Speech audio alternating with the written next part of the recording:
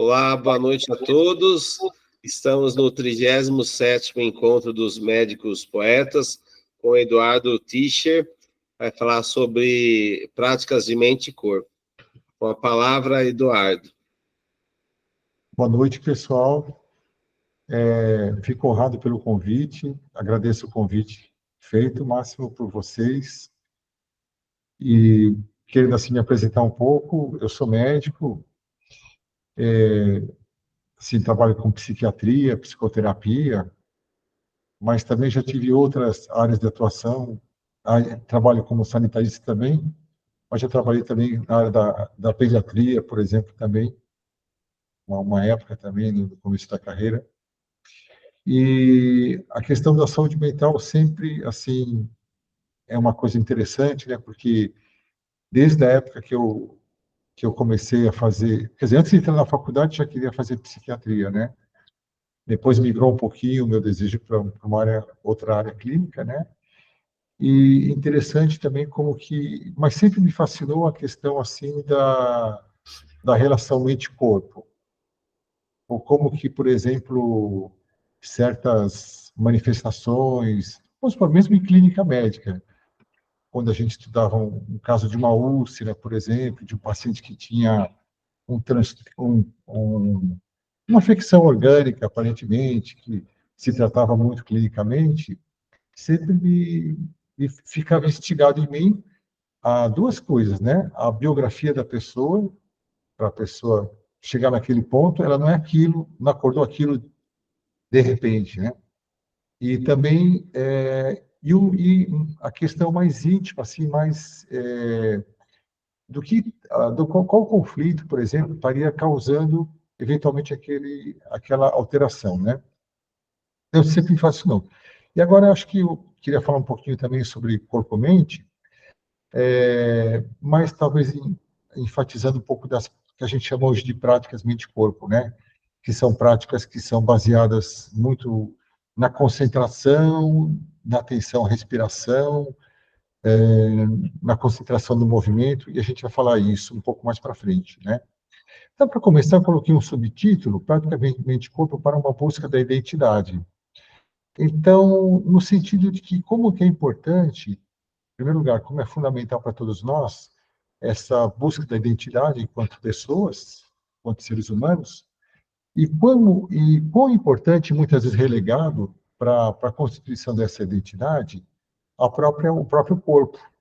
Então, por isso que eu coloquei esse subtítulo, que o próprio encontro com o próprio corpo também nos ajuda a formar nossa identidade também. Próximo, Márcio, por gentileza. Então, a gente começar um pouco de questão filosófica, né? A prática mente-corpo, ela abrange a mente e o corpo. Só que existe uma discussão entre qual que é a natureza da mente e qual que é a natureza do corpo. Essa é uma questão filosófica muito antiga, e que a gente sabe que, do ponto de vista de natureza, são naturezas distintas, diferentes, mas, de qualquer maneira, elas contemplam uma íntima interação entre si. Próximo, Márcio, por gentileza.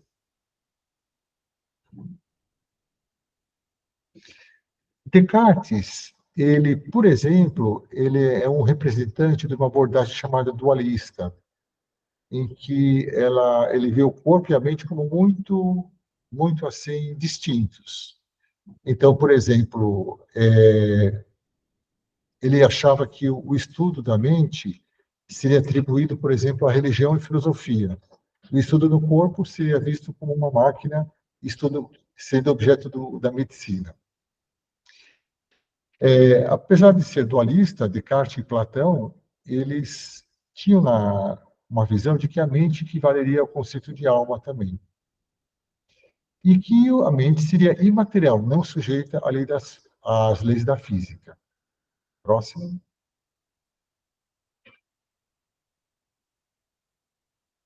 E uma visão oposta a essa de Descartes é a visão que engloba a visão chamada fisicalista ou reducionista, segundo a qual toda realidade ela pode ser reduzida ao físico. Então, não existe mais esse dímero, por assim dizer, mente e corpo. Na visão fisicalista, tudo é uma coisa só, somente o corpo. Próximo, por exemplo, por gentileza. E essa postura dualista, que separa a mente e o corpo, teve um avanço no século XIX, quando Pasteur e Virchow descobriram a etiologia de causas específicas para tuberculose, para hanseníase, que são as bactérias.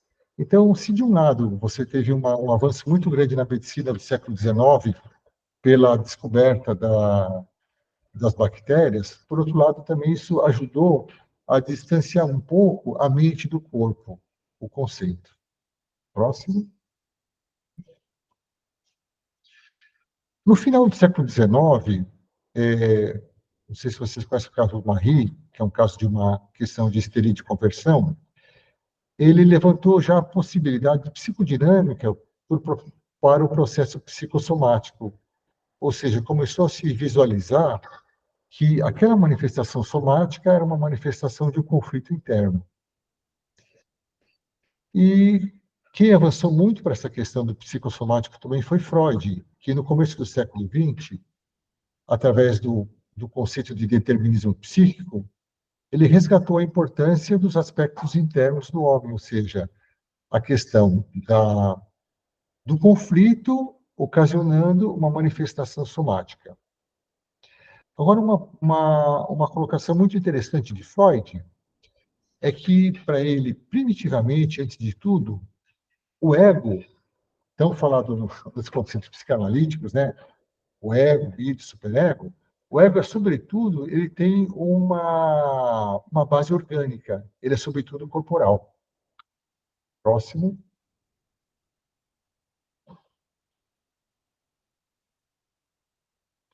Com o passar do tempo, no início do século XX, foi se tendo uma concepção mais holística, baseado na fisiologia, do conceito de homeostase, que foi desenvolvido em 1829 por Cameron, que ele dizia que qualquer estímulo que a pessoa tiver, psicológico, não só psicológico, mas também social, poderia colocar em uma desordem, por assim dizer, uma perturbação do organismo como um todo. Então, a gente já passa a ter uma visão mais holística, que a alteração orgânica, a alteração de doença, também se deve a uma alteração, perdão, a uma causa determinante psicológica ou social. Sendo social no contexto bastante amplo, né? Desde classe socioeconômica, até atividade, até trabalho, etc., e tudo mais. Próximo. E depois também, Selle, já na segunda década do século XX, veio com a proposta do estresse. Então, como o estresse, sendo uma alteração, né, por assim dizer, do organismo frente aos estímulos, às agressões que o organismo eventualmente estaria suportando. E o corpo se transforma diante desse estresse. Então, nesse sentido, o estilo de vida também passa a ser importante também como dado, tanto para o fator para a saúde, como para a prevenção da doença. Próximo.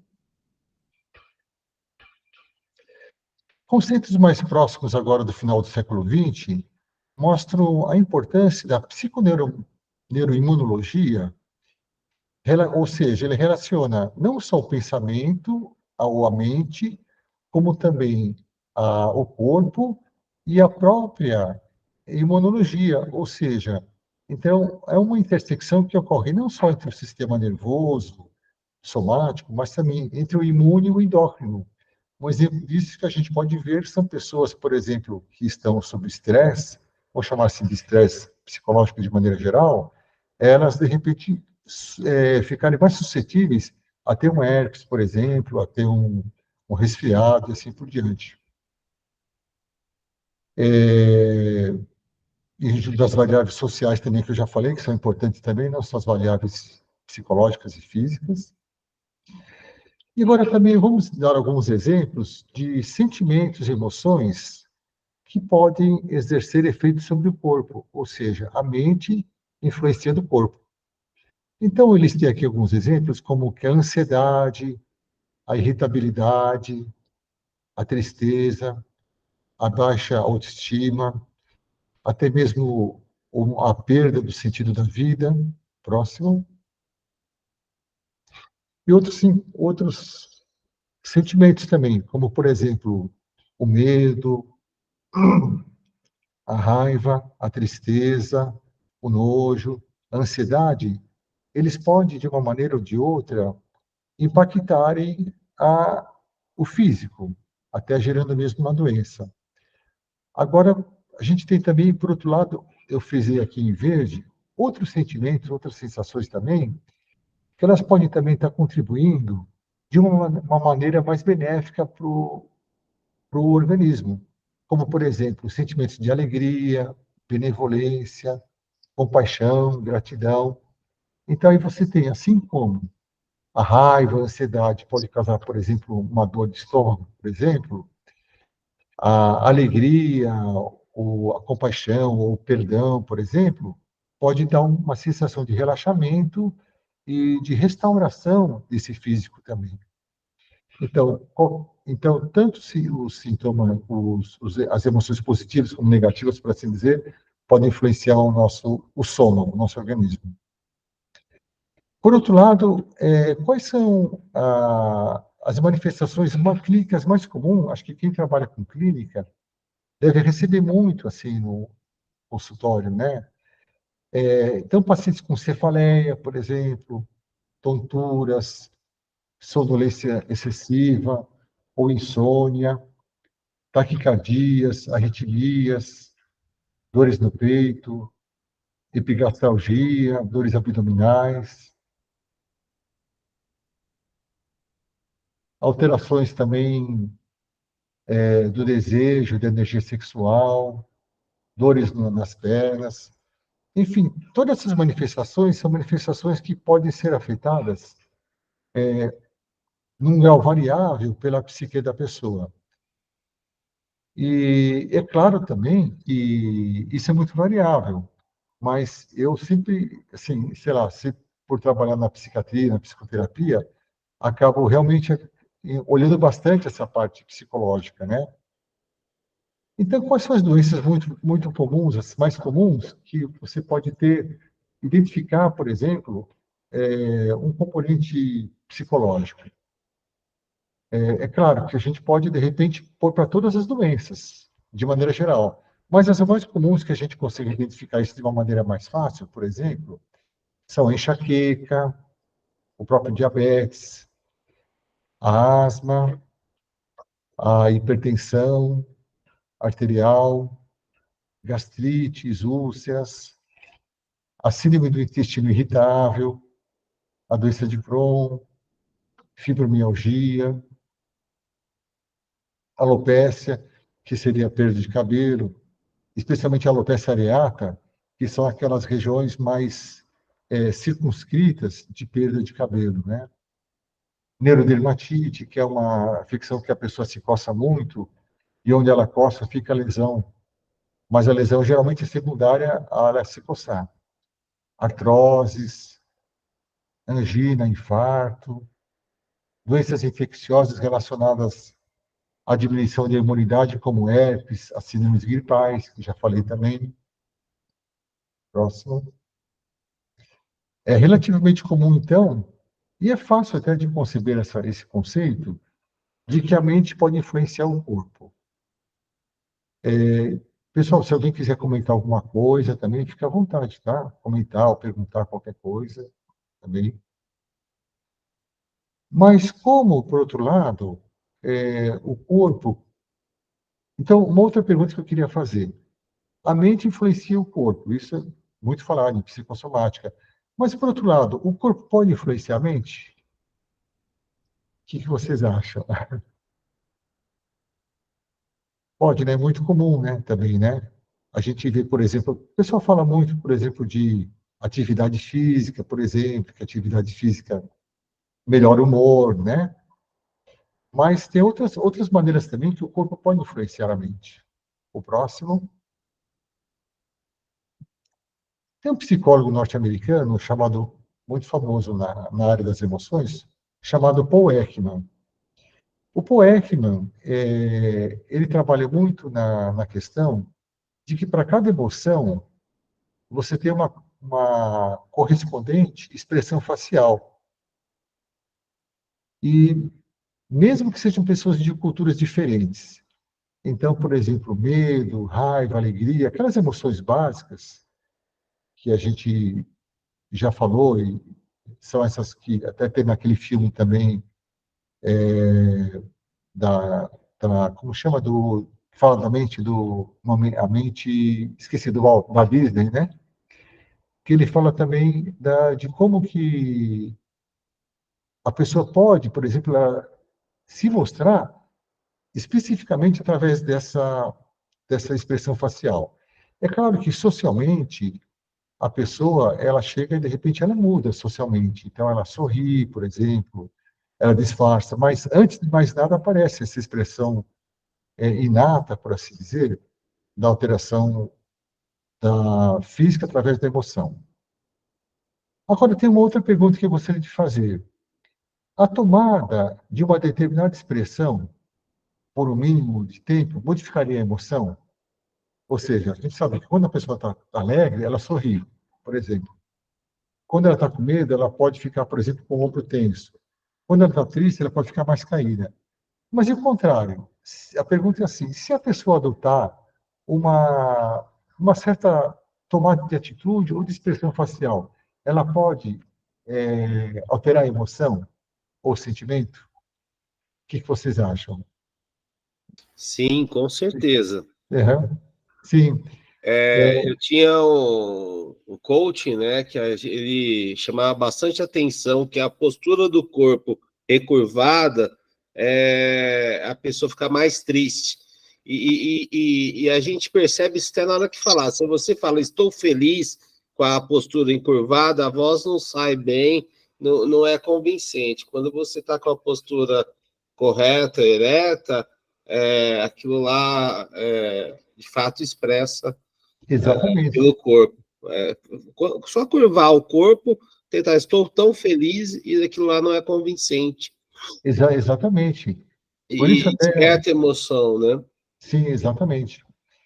Então, tudo isso cientificamente já foi provado assim, que se a pessoa assumir determinada expressão ou postura, aquela expressão ou postura vai ativar a fisiologia da emoção. Então, 60 segundos de uma determinada expressão ou postura já ativa aquela emoção. Então, é o que o Máximo falou. Se de repente a pessoa começa, bom, eu estou triste. Se de repente eu começo a encher o peito, colocar o ombro para trás e dar um sorriso, mesmo que a pessoa esteja com outra emoção, depois de uns 60 segundos ou mais, né, isso já começa a modificar. Você não acha isso interessante? É uma coisa, acho bastante bárbaro, né? Pode ser o próximo, Máximo, por gentileza. Então, por exemplo, como que isso pode ser aplicado? Em duas situações. Primeiramente, por exemplo, se eu quero ativar a emoção, uma determinada emoção. Eu quero ativar uma coisa de alegria, por exemplo, né? Ou mudar as emoções. Então, vamos supor. Eduardo, a gente tem 10 minutinhos, tá? Tá legal. Obrigado, Máximo. Vou dar uma corrida aqui, que acho que tem bastante um pouco de coisa aí, né? Eu tinha até pensado em fazer uma vivência também com a gente, mas talvez a vivência fique para uma outra ocasião, talvez, por causa do tempo. Então, também, mesma coisa, se a pessoa, por exemplo, ela sai de manhã, ela tem uma briga com a esposa, com o esposo de manhã cedo, e sai para trabalhar com mau humor, essa postura de tristeza, de raiva, de mágoa, ela tende a se retroalimentar. Ou então é como se a tristeza, o pensamento, a mágoa, gerasse mais mágoa, mais tristeza, esses sentimentos, né? Agora, se você, de repente, é claro, isso é uma coisa mais complexa, muito mais ampla, mas eu estou colocando aqui a questão do corpo. Se você começa, de repente, a explorar um sorriso, isso pode melhorar, né? Próximo.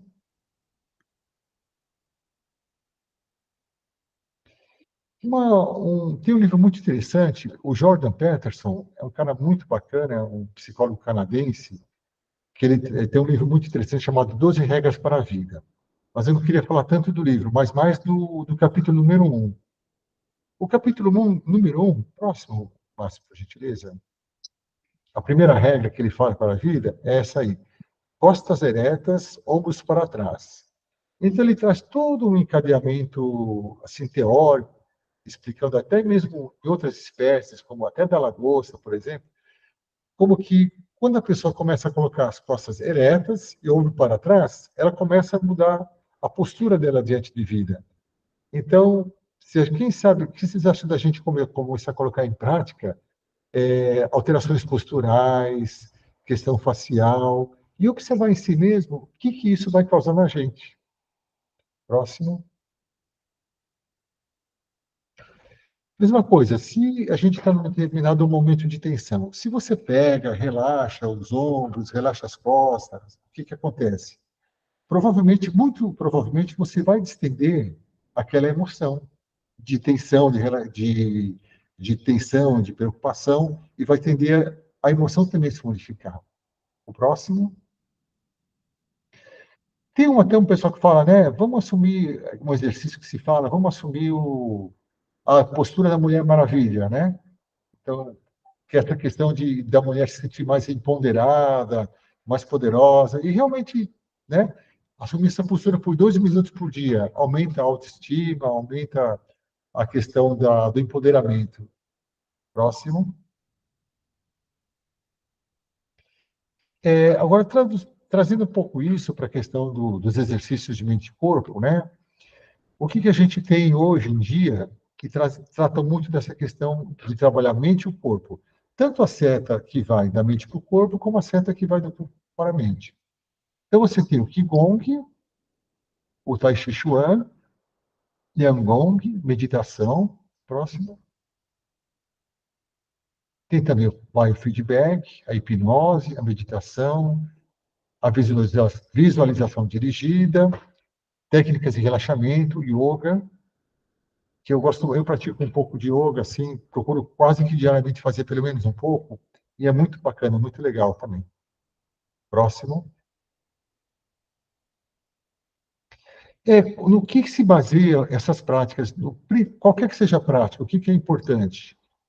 Ou mesmo que você faça um alongamento, como que você vai obter uma melhor resultado quando você quer unir a mente ao corpo? Em primeiro lugar, o movimento, a postura corporal. Então, você fazer uma postura, por exemplo, tem várias posturas, né? Depois, a respiração. Você trabalha a respiração também, existem várias técnicas de trabalho de respiração. E a atenção focalizada, ou seja, você vai focar a sua atenção para aquele movimento ou para aquela respiração. Próximo. Então, atenção para cada movimento consciente. Próximo. A respiração, aqui estou dando um exemplo só para. Acho que meu cursor não está aparecendo, não, né, Márcio? Meu cursor não aparece, não, né? Isso, pode ser mesmo. Então, aqui a gente tem um exemplo, por exemplo, da respiração abdominal. Como que você pode trabalhar as emoções através da respiração? Você tem a inspiração, que você enche a barriga, e a expiração, que você contrai a barriga. Próximo.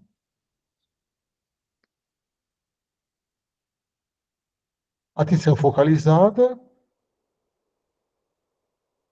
mantendo sempre o foco. Próximo. E, por exemplo, aqui, alguma coisa que o yoga, por exemplo, faz em relação ao organismo.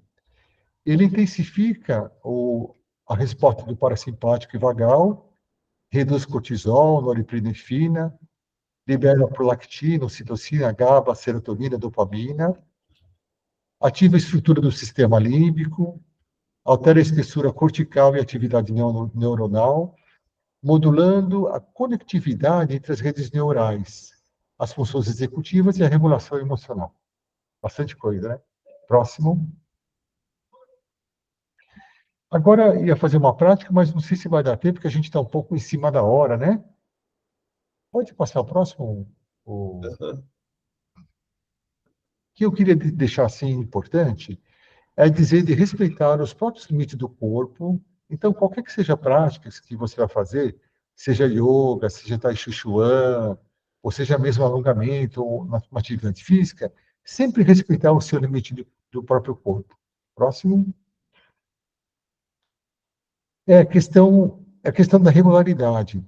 Então, às vezes, a gente pega assim o final de semana e faz meia hora de corrida, de caminhada, 2 horas de natação.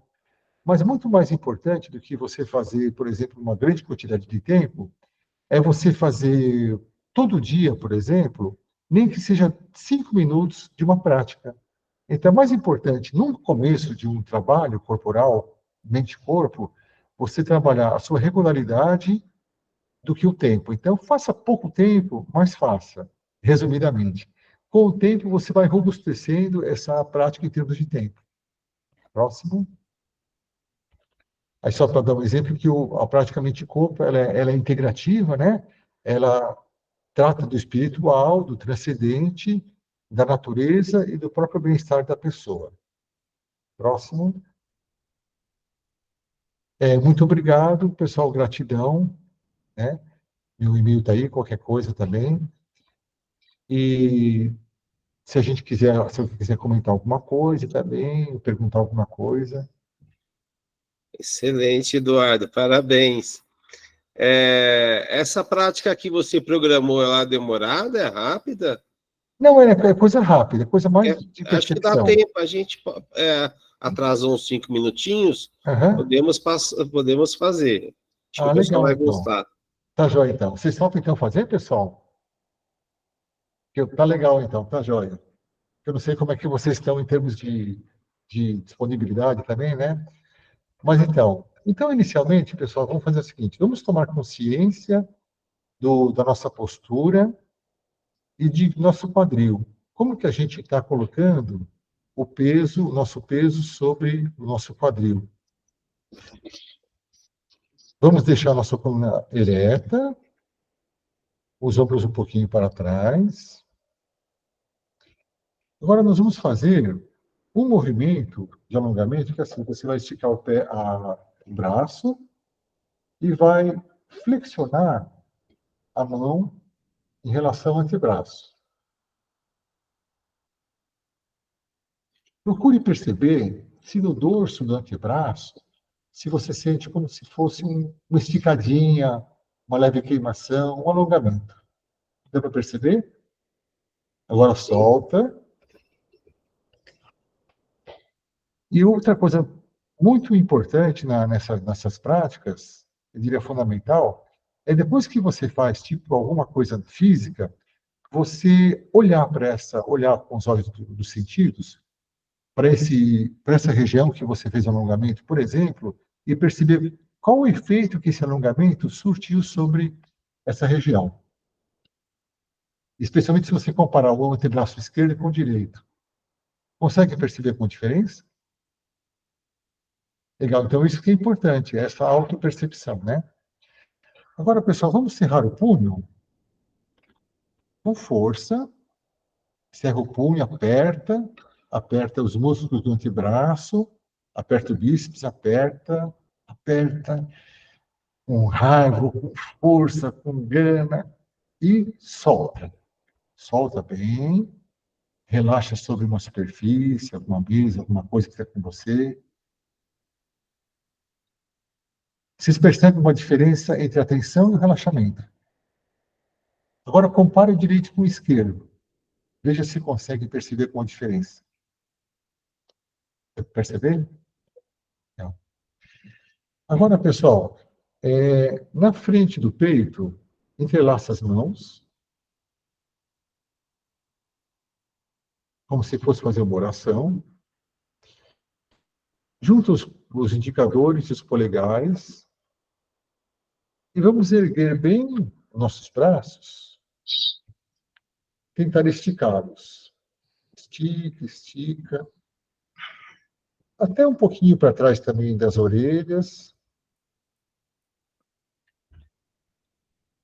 Perceba se é possível que você perceba, tente esticar um pouquinho mais, que talvez algumas regiões das nossas costas se alonguem. Percebe alguma coisa? Agora volta devagarzinho, volta devagarzinho, e olha para essa região das costas, como ela estava antes, como ela está agora. Vocês percebem alguma diferença? Então, sempre é importante a gente usar nossos sentidos para perceber o efeito que a prática trouxe para o nosso corpo. E agora, nós vamos voltar nossa atenção para a nossa respiração.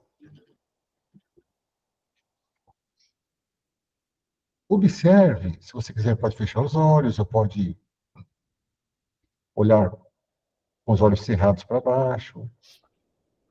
Observe, pessoal, o movimento que o seu corpo faz, que o seu corpo está fazendo, para respirar. Então, perceba, por exemplo, se você está mexendo a barriga, se a barriga está insuflando, esvaziando.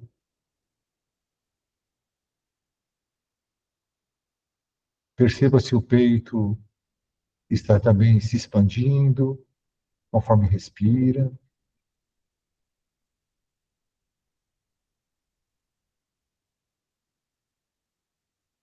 Vai percebendo, então, esse movimento. Se você se distrair, não se preocupe, isso é natural, é normal. Volte sua atenção, seu pensamento para o seu próprio corpo. E, por alguns momentos, perceba essa energia vital, que é o ar, o oxigênio que respiramos, adentrar no seu corpo e nutrir cada região do corpo, nutrir todas as células,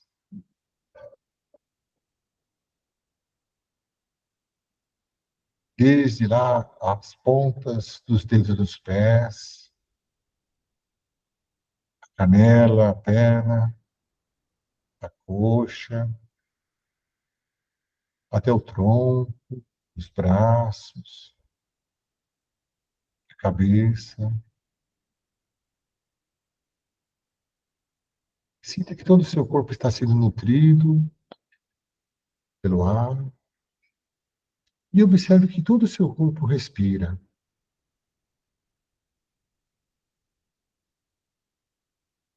Observe esse pulsar da vida, esse cíclico, que é o respirar.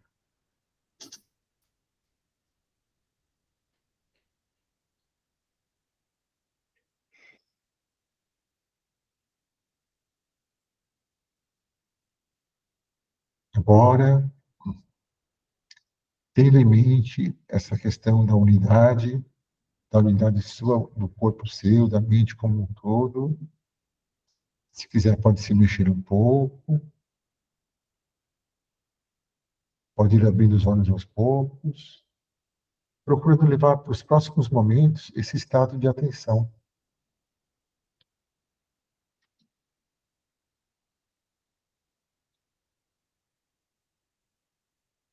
É isso aí, pessoal.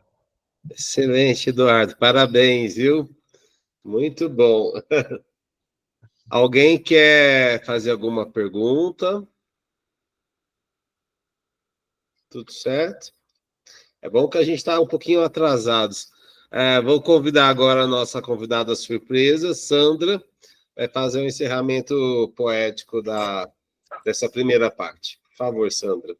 Primeiro, agradecer e excelente, amei a apresentação. Quando você falou para a gente movimentar um braço, a mão, a vontade que a gente tem é de fazer, repetir no outro lado, Com né? certeza, simetria, sempre a simetria, né, Sandra? É que aqui a gente está tendo. Não, rapidinho, não deu tempo. Rapidinho, mas é legal que a gente trabalha os dois lados, sempre, é verdade. É uma honra estar aqui participando e fazer esse encerramento, Eduardo, eu adorei, excelente mesmo. Bacana. Essa poesia eu fiz no dia 18 E acho que é bem interessante, porque acaba mostrando algumas pessoas que a gente sente essa leveza. E eu senti isso com você, Eduardo. Bacana. Sincronicidades. Eu senti isso, retrata você também.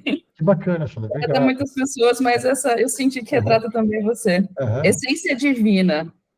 As palavras permeiam o imaginário até que os adjetivos possam minimamente expressar o encantamento ao sentir a presença de uma alma alegre e leve. O leve frescor, com aroma delicado, caminha junto ao ser repleto de ética e estética. O brilho no olhar perceptível que traduz os seus gestos carregados de amorosidade e generosidade. A sutileza contida nos detalhes, no tom de voz, na escolha das palavras para o genuíno acolhimento e aconchego. O contagiante sorriso que ocupa todos os espaços, espelhando e espalhando a essência divina. Muito bem. Excelente, nossa, parabéns. Parabéns, Sandra. Legal. Obrigado. Bom, gente, eu vou parar aqui a primeira parte.